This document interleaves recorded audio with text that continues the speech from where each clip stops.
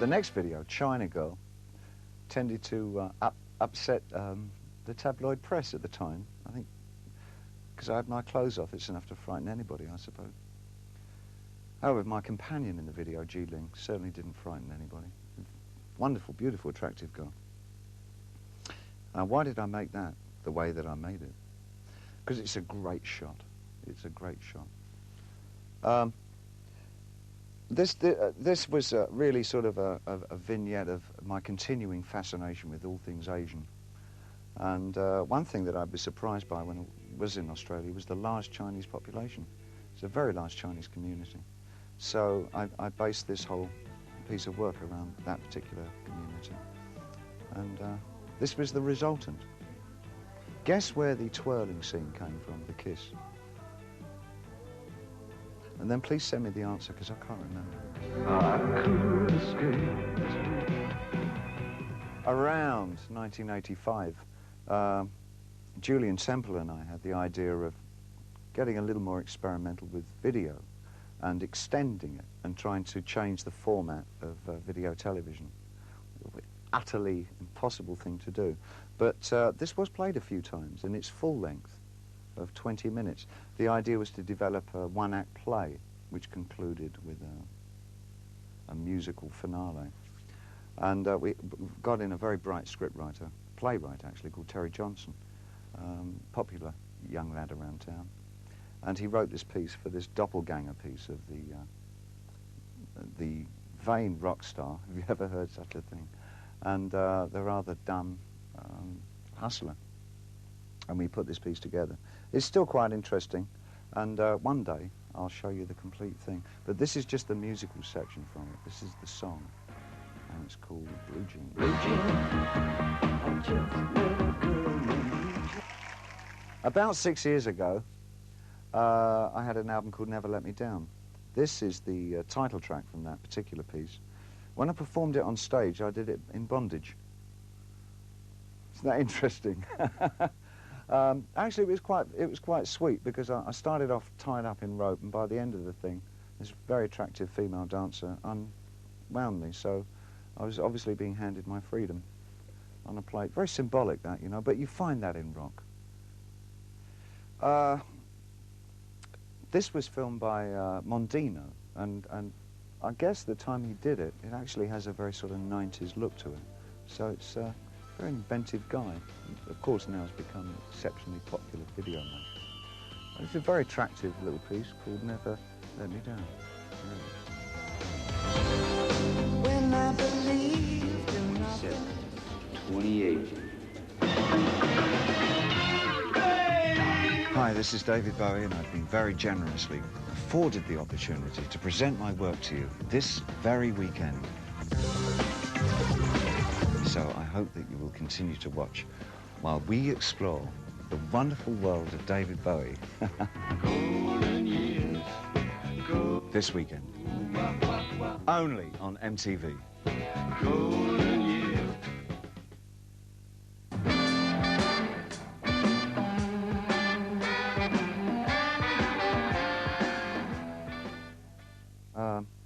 I think I was probably writing in, for me, a new way, because I was writing a lot of songs that had vaguely social implications. I guess I'd been living in America for quite some time before then, and I really wanted to put down what I was seeing. And a lot of the lyrics really, to my mind, give me an impression of how I was writing lyrically when I was working with Tin Machine.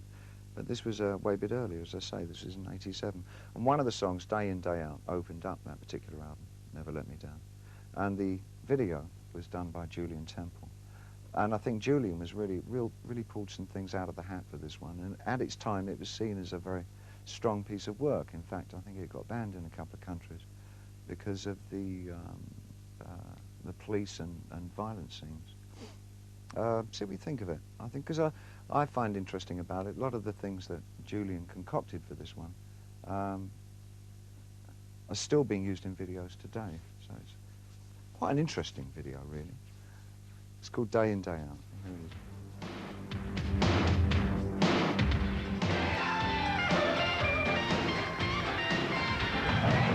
This song was very confusing to a lot of people. It's called Loving the Alien, and I think it was basically taken to be another sort of space song. But in fact, what I was trying to do was set up some line of thought that surrounded the possibility of harmony between Islam and Christian peoples. Little did I know that one day I'd marry a Muslim. This must have been prophetic, right? Of course.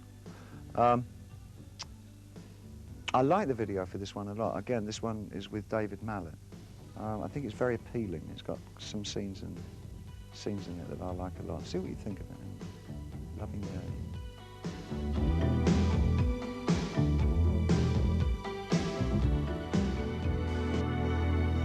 Here's the new video. Thanks a lot. Bye-bye.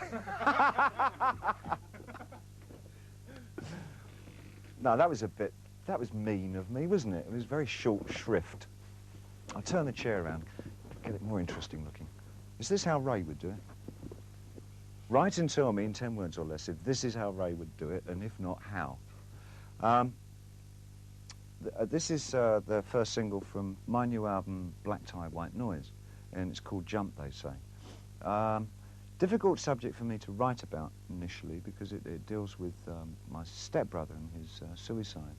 And it's not a song so much about him, but it's about in terms of reference of how I feel about myself, my relationship with my brother. I was totally lost as to how to portray this completely, so I turned it over to a director, an American director, a young guy called Mark Romanek, who I find very skilled. He's about 7 years old and full of ideas, and has obviously been to film school because it kept showing me films by Jacques Tati, which became one of the looks of this particular video. It has an almost Stanley Kubrick feel about it. Very well made, and it's in letterbox, so you can draw on the top or the bottom. Put your own dialogue on the front. Here it is, it's called Jumpers.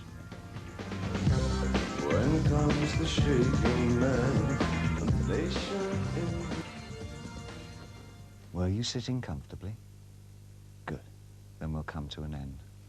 Well, I thoroughly enjoyed myself today for filling in for possibly Ray. I don't know if it was Ray.